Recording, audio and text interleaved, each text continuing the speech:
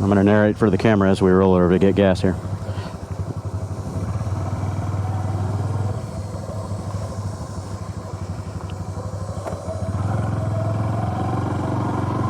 Alright, well, good morning all.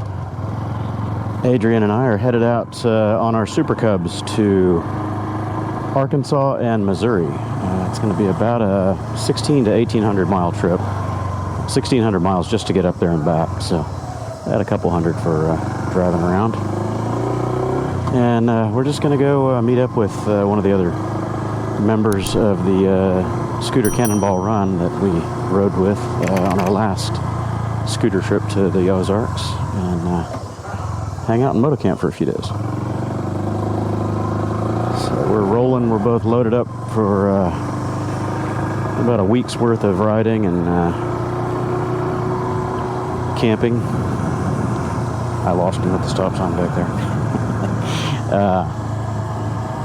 He's got my 1.75 gallon Rotopax fuel pack on his rear rack. And he's using that as kind of a platform for the dry spec roll bag. And I've just got my previous luggage set up that I showed in another video with the dry spec D20s and the D38 on the back rack of the Kijima racks. And it works out really well.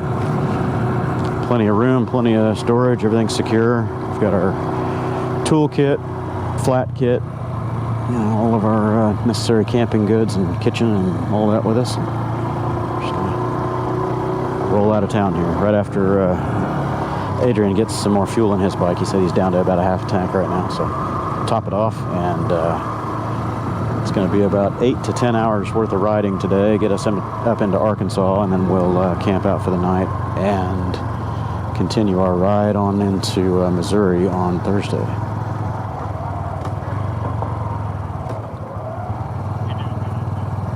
Yeah, I'm still full tank. I've got 3 miles on this tank, so you know, pull around here and just top yours off. You're probably going to take a whopping $1. But we won't have any shortage of fuel. That's a good thing. A little bit of a pain to get to it because the bags are sitting on top of it, but oh well. Yeah.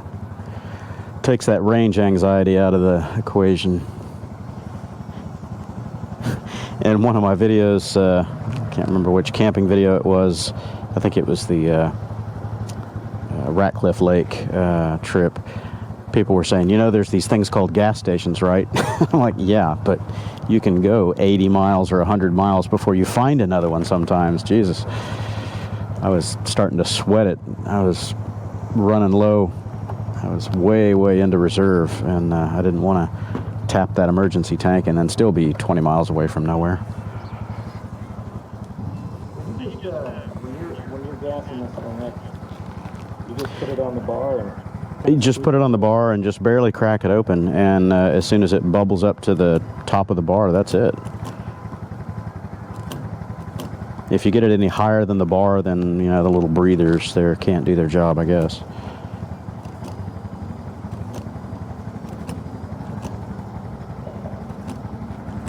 There you go, 50 cents.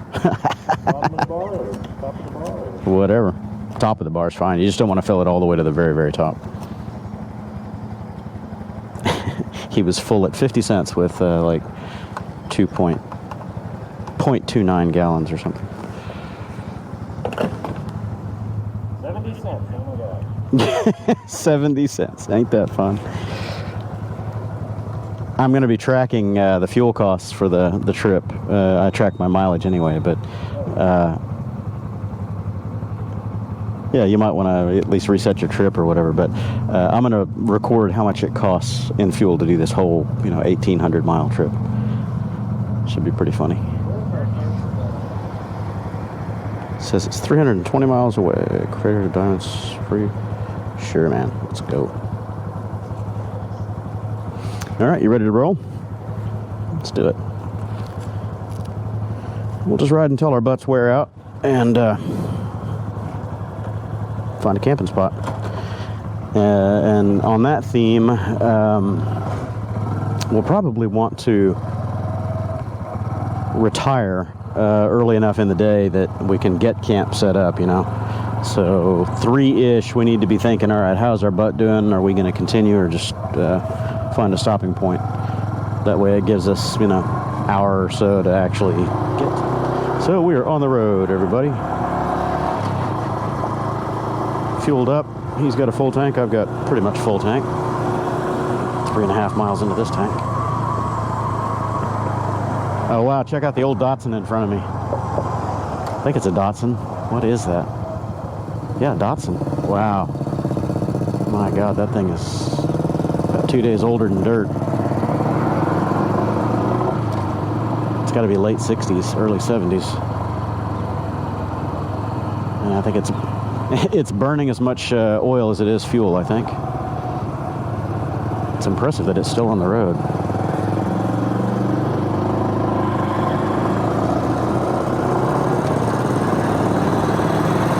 Cool truck. Needs some motor work, but that's pretty cool. Just to see it on the road is something. And I'm holding my breath waiting for the other shoe to drop. Every time I plan a vacation, the universe grinds to a screeching halt. And my customers will freak out and there'll be all kinds of problems. So far that hasn't happened yet. We had a couple of little minor things yesterday, but no catastrophes yet. Loaded for the road. You want to go get it? I don't care. We're still in town, dude. We can go get it. Adrian just said that he got a notice that his windscreen just arrived. He got a Puig, one of the mid-high ones. It just arrived. But, you know, how does your bike seem to be riding with the extra weight? Yeah, mine's doing fine. I've got just enough of it down low that it's not really that noticeable. Yeah. Have you ever been here to Ritter's Frozen Custard? That's a great ice cream place. Technically custard, not ice cream. Really, really good. They have bizarre hours, though. Sometimes they're open, sometimes they're not. And whatever their posted hours are don't mean shit. Yeah, this jacket feels like it flows a pretty decent amount of air. The tops, so the shoulders and arms are solid instead of perforated, but still moving good air.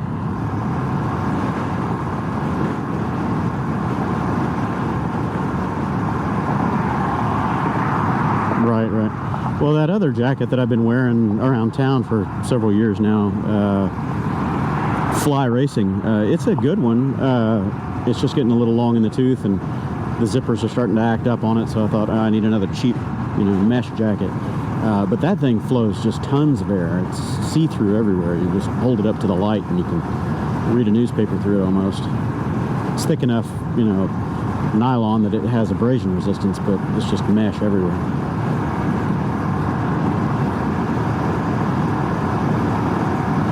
I have expensive jackets that I don't wear except when I'm going on longer road trips or in the wintertime because they're much warmer.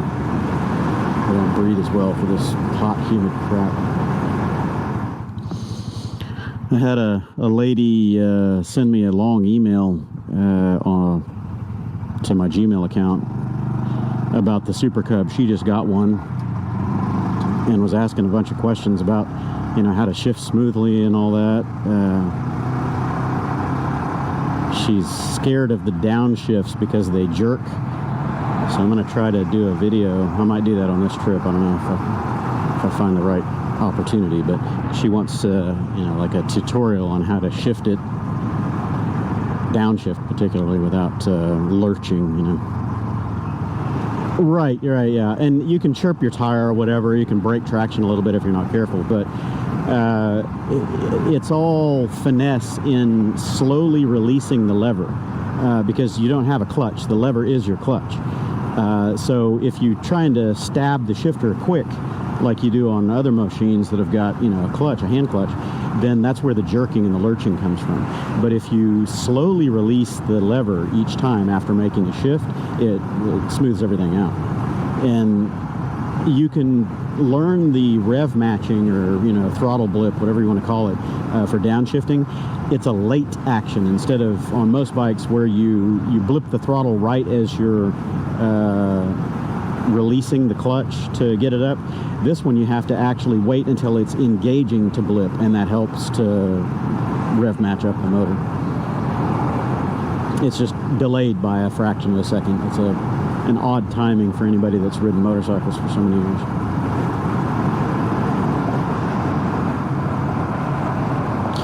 I can show you. We could ride side by side after we get out of town or whatever, and I'll kind of show you what I'm talking about. Typically, you want to rev match when you downshift to match engine RPM to output shaft RPM. So you just gently roll the throttle up right as you're releasing the clutch or releasing the shift lever on this, and it helps smooth out that abrupt change in RPM. First gear on this thing is so low, though. I wait until I'm almost stopped every time. Right before I put my foot down, I'll stab it down that last time to get to first. Because if you're rolling even 5 miles an hour and you downshift to first, it chirps it. Yeah, it's not really a problem as long as you're going straight, but if you're going around a corner and you do that, it might surprise you. Break the rear loose and cause it to kind of skitter. I'm just keeping the speeds down a little bit, that way you're not really taxing your still fresh motor back there.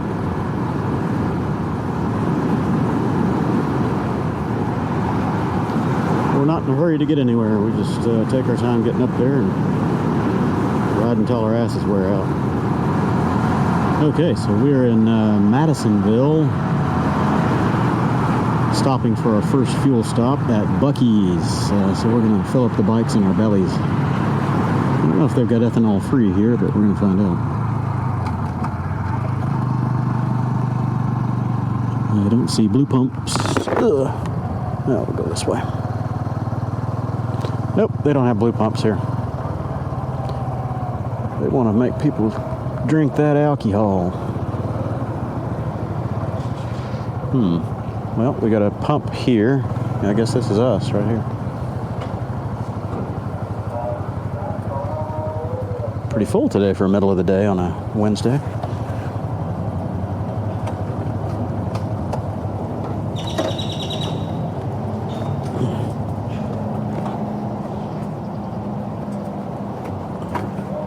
Okay then.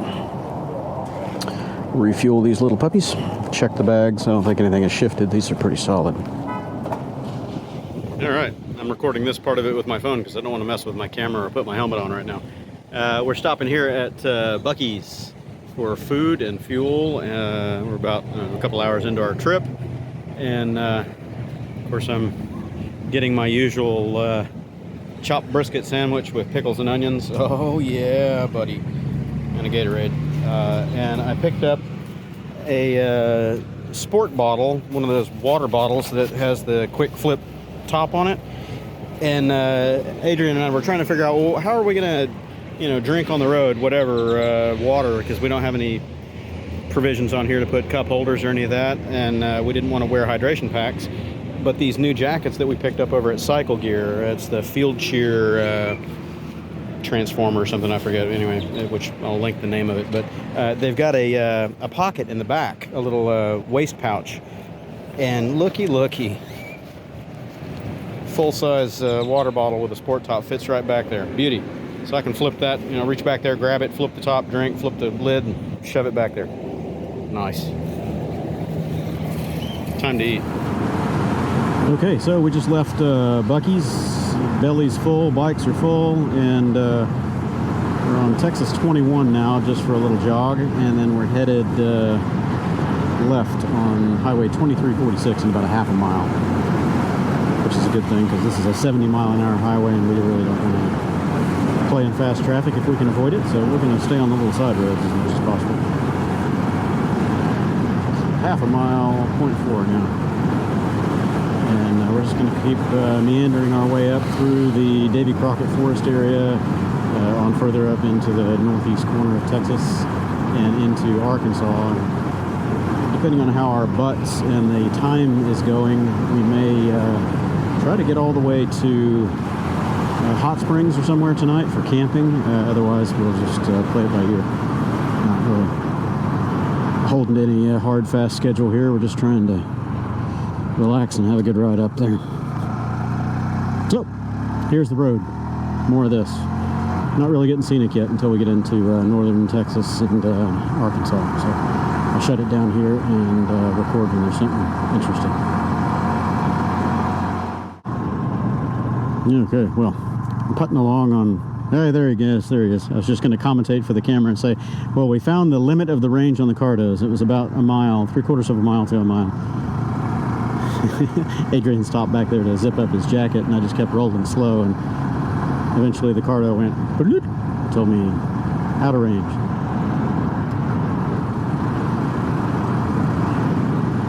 Mine beeped, just telling me that I had dropped out or you dropped out or whatever.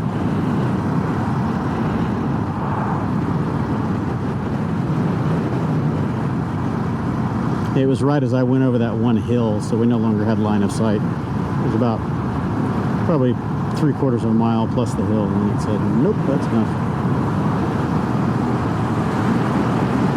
Land for sale. Okay. Still going.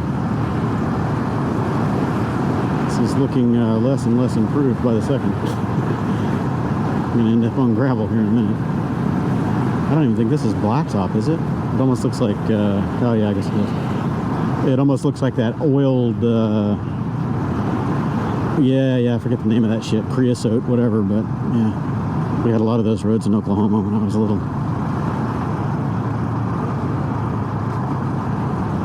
It was like a packed clay and dirt with oil in it.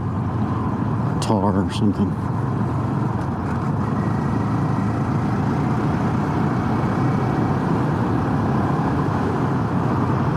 Rough.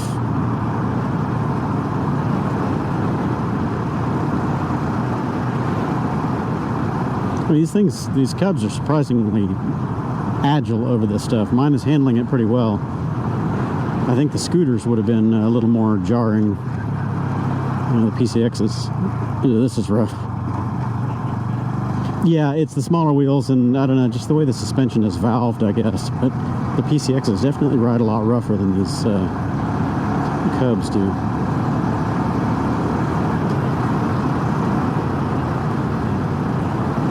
Yeah, they're great little scooters, man. I like them. I was going to sell them off to get something different, but when it got down to it, the dealer wasn't going to give me very much trade-in for them, and I thought, nah, I'll just sell them private party or keep them, because if I'm only going to get $1,500 a scooter, I'll just keep it, man. Oh, it says 0 feet. Are you shitting me? Are we supposed to turn on that back there? Hang on. Hold the phone.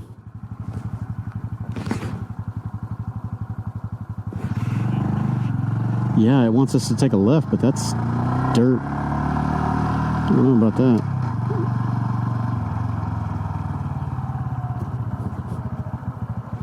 How far does that go like that? How adventurous do we feel, Garmin?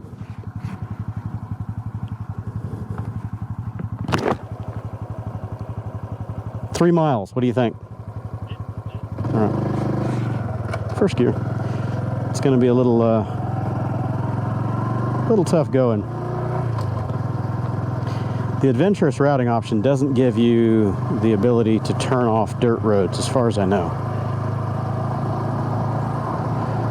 And that's what happened to me when I went up for the Davy Crockett run. It put me somewhere in a farmer's field.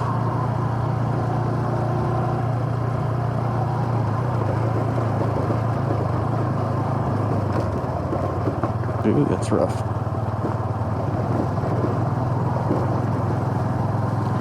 Going over these rough dirt roads with this much load on the back definitely feels different than it did last time. I probably got 10 more pounds of stuff on here, but it's down on the side racks. So as the panniers on the sides slap the side racks, it makes a thud every time in the seat. You can feel it. It feels really rough. Yeah, it feels I'm sure, worse than it really is. This kind of stuff is what the little trail 125 is made for. Gravel and sand side roads and farm work and stuff like that. I think it has an inch more travel, front and rear, maybe more, can't recall. But the chunkier, knobby tires on it will definitely be better than these skinny little street tires.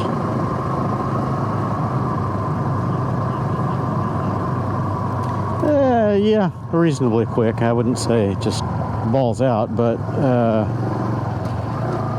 you could probably clip through at a good 35-40, slide it around a little bit, not worry too much about stuff in the front end. I think it only has 4.5 inches of suspension, so you don't have a lot to work with. Not as much as a proper dirt bike. Like my XT, you know, it's got 8 or 9 inches of travel. I can just absolutely fly over stuff like this. Never bat an eye, just bomb right over it. But when you've only got, you know, say under 6 inches of suspension, you got to watch out for some of this stuff, because when you bottom out, it upsets the bike. Take the left side, right side's washed out.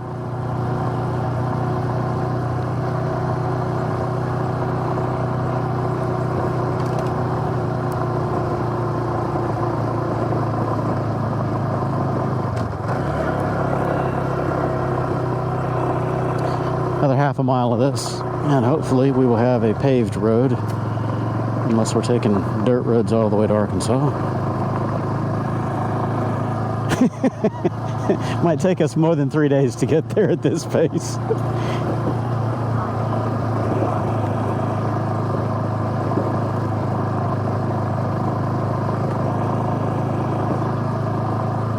Yeah, until you get comfortable with it, it's mentally taxing always, but it's physically taxing because you're overly tense. You know, you tense up, and your back and your shoulders and everything are all knots because you're trying to fight against the inertia of the bike instead of letting it do what it needs to do. But yeah, anyway, get used to it. It's not so bad, but with these tires, you can never really relax, because in a split second they can be out from underneath you.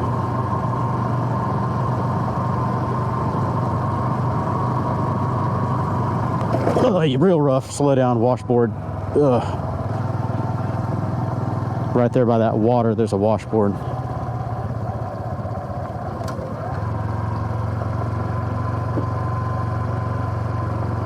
Hey, there's actually asphalt under this. I just saw a section of asphalt. It was about 4.5 feet long.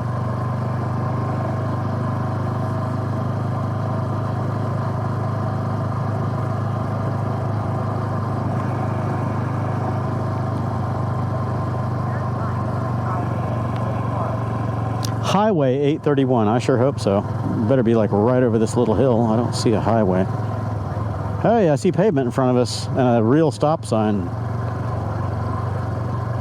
Let's see how country stop sign this is. Does it have bullet holes and shotgun blast to it? Nah, this ain't a real country stop sign. Come on, that's too purty. Got my 45. We could put some holes in it.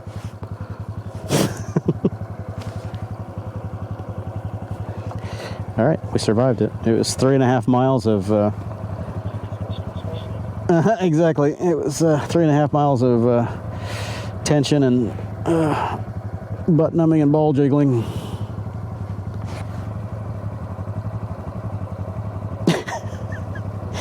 You need a chiropractor.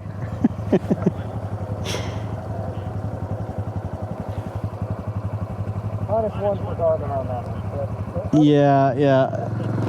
It's been doing good until that. But it's better than the last time it tried to send me down a farmer's path to his house. I don't know what that was about.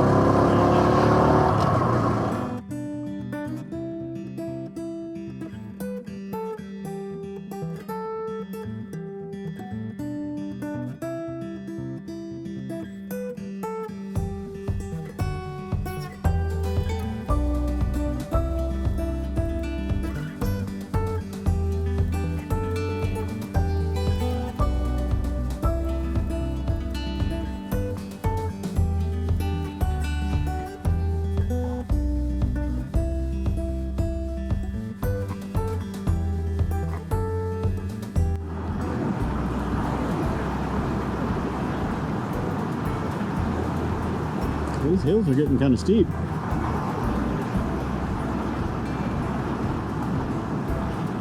I'm chugging down, wide open, 37, 38 indicated. I have to downshift. Come on, Cub, come on.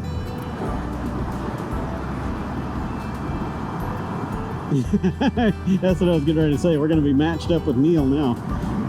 But we have the benefit of switching down gears manually. He doesn't. We'll just have to putter along with CDT and we can mash it to third and pin it open. I'll bet the engine output is pretty close between ours and his. Probably about 8 to 9 horsepower each.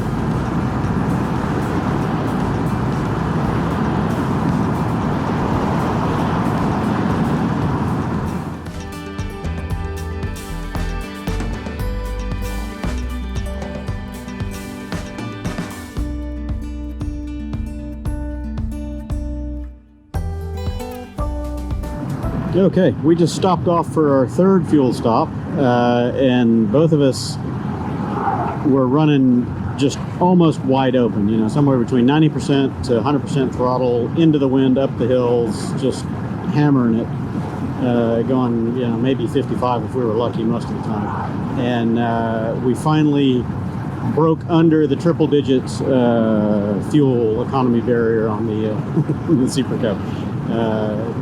Adrian got about 95 miles to the gallon on his, 94, 95, and I got about 98 after the corrected fuel mileage, you know, plus 4% because of my sprocket change. But anyway, you know, filled up with a whopping $1.50 worth of fuel, and off we go again. And we decided that we are going to crush it, just absolutely hammer it. It'll mean another fuel stop certainly because we're getting such poor fuel economy, but we're going to go all the way up to Plainview, Arkansas tonight. Our buddy Neil just messaged us and said that he's in the same campsite that we stayed at last time we were there, which is Nimrod Lake. I don't think we got the exact same spot, but the same park. And he said if you can endure the pain and make it, we've got a place to stay as soon as we get into the park. So that's the plan. I don't know if our butts are gonna hold out that long, but we'll see how it goes. We're both itching for red lights so we can stand up and stretch our legs and get some blood flowing back in the butt cheeks, but we're gonna see what we can do. If we don't make it, we don't make it. We'll find a hotel or a camp spot somewhere short of there, and then meet up with Neil in the morning if we have to. We're gonna try. So here's the road. About 3.5 more hours, 4 more hours of this. We should be getting in about 9 p.m. So we're doing a roadside refuel here. Adrian's bike is running a little less efficient than mine, probably because I've got the 15-tooth front sprocket. So we're running these highways right now, just trying to crush miles, running full open. We've been getting about, I don't know, high 90s mile per gallon in that range, but this last run, apparently he got less than that because it was only about 80 miles. So when we fill him up here, I'm going to check his oil, make sure he's not running low on oil, and we do need to do his first oil change this evening before we put too many more miles on. So he's a little over 500 miles right now, not quite 600. And I'm going to fill the bikes up here. Mine's flashing, but I've probably still got 20 miles left in there. Yeah, I don't know which side is which. You'll figure it out. I think the little hole goes on top with that, but I'm not sure. I don't know. You'll figure it out. The self-venting, but who knows what that means. So, yeah. I just say, if you turn it sideways, you can bend it, or maybe it allows you to bend that way too. Gas. Yeah, there you go. It's going to get stinky. Your new cologne.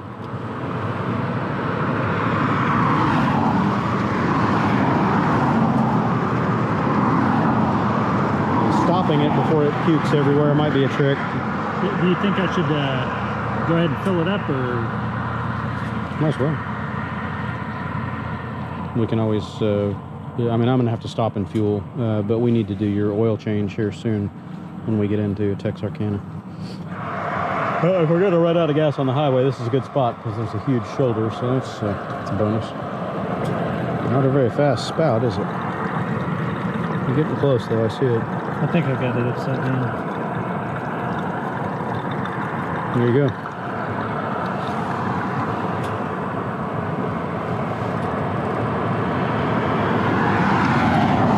Right over the bar. Drinky, drinky. Now watch, I'll run out next and we'll have to stop and do this shit again. Okay, roadside refuel complete for him. I didn't, I'm gonna wait and do it when we get up here to Texarkana. And hope that I don't run out, otherwise we gotta do all this again. All right. Okay. Yeah, that way if I run out, you don't leave me behind, eh? Can't tell, do we have somebody coming? No, we're clear for a long time. You good?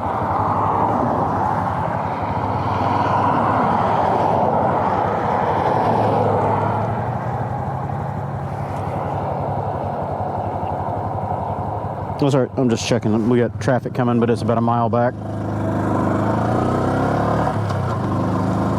Oh, it feels good to get moving.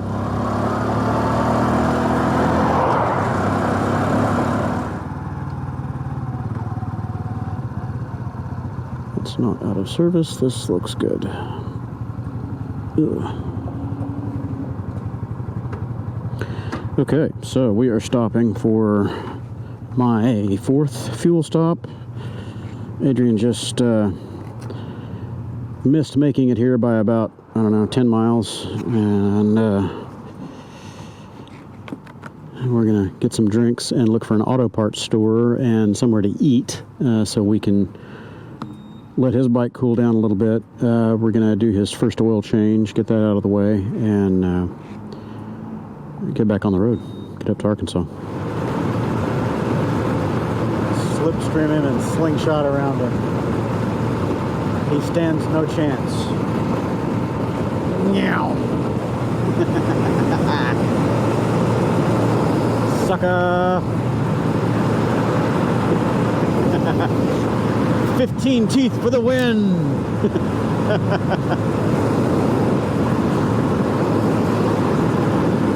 Kinda. Come on around.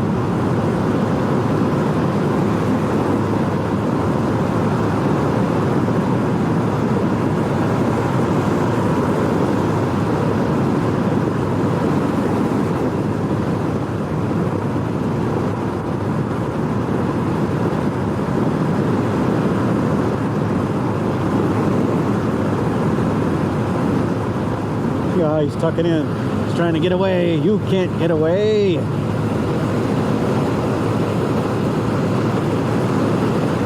make myself small and nimble like the hummingbird.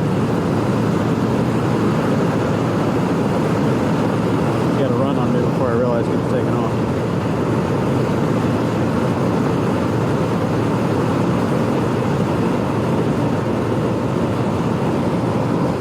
On a bike. I think he's alright though. He's sitting there checking text messages.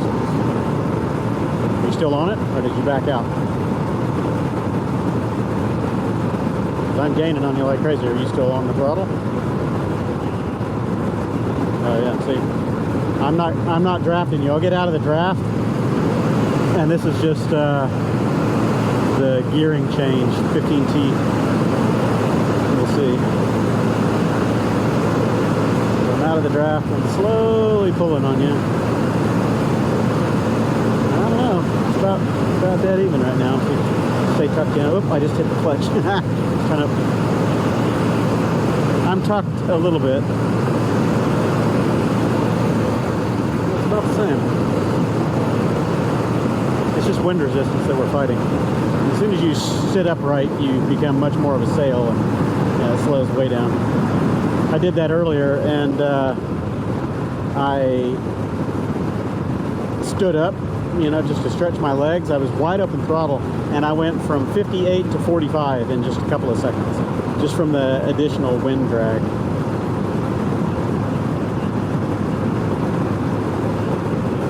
It does help a little bit, I'm sure, yeah.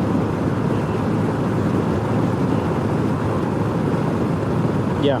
Well, and I am carrying a little more width than you are on the bags, though. So that hurts my slipstreaming. I got the two panniers hanging off the sides, so punching a bigger hole.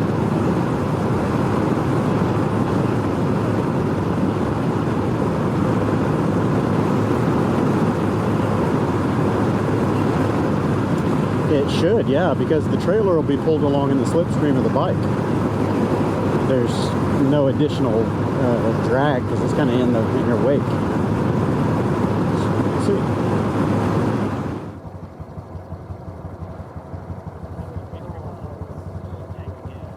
All right, so we got first oil change done and out of the way, and on the road we go. We still have got two GPSs going here, so don't bust my balls, everybody. We got 146 miles to go, roughly 3 hours, and it is 8 o'clock right now. So we're going to be getting into the campsite about 11-ish, we hope. We're still going to have to stop at least twice for fuel. Well, once and a half, I guess, something like that. And I hate riding at night, but, you know, I'm going to get there. Clear so far. All right, so I've got us 13 miles to Wilson Creek.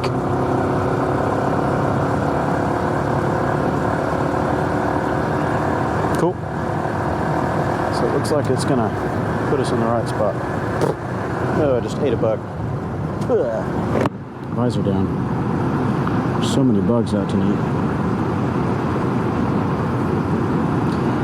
Should have cleaned my visor because it is just filthy with bug goo.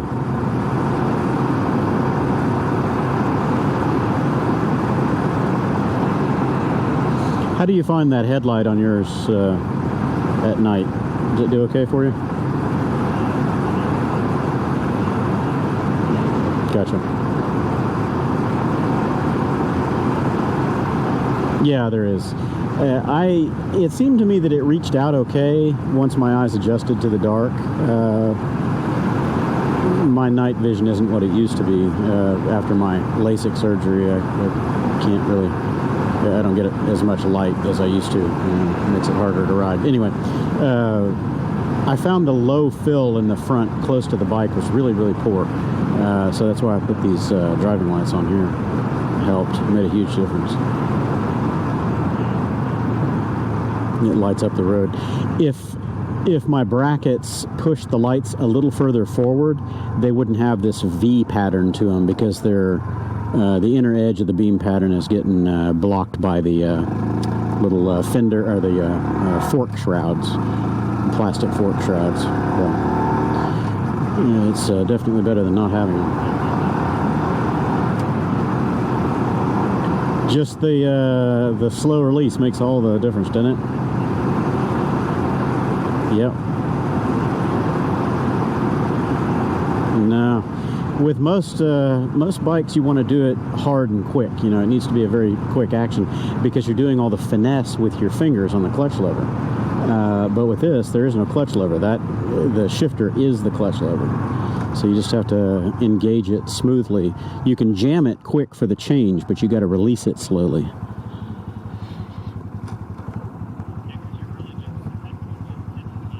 Correct. That's right. Yeah. The other thing that made such a huge difference for me, your signal's still on, or no, that's that car. Never mind. Is rotating the shifter. You know, bringing the heel up one spline. That really helped because I could not activate the shift with the heel to save my life. It was horrible.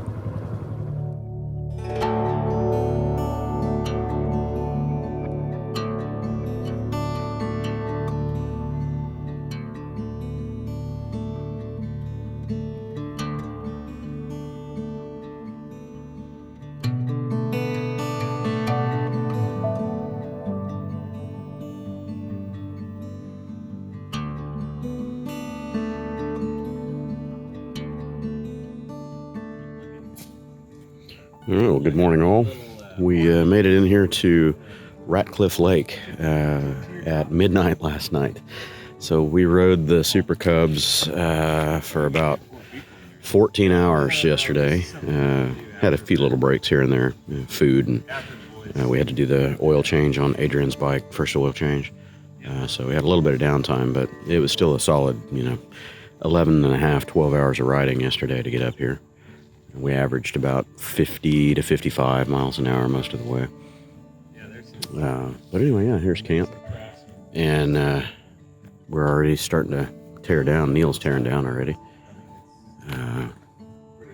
We tossed our tents up about midnight 30 and sat around and talked until about 2 a.m. Over here and just catching up, and decided to get a few hours of shut-eye. It's about 8:45 now in the morning, something like that. We got about 5 or 6 hours of sleep. And we're going to pack them up and hit the road and start heading north toward Missouri.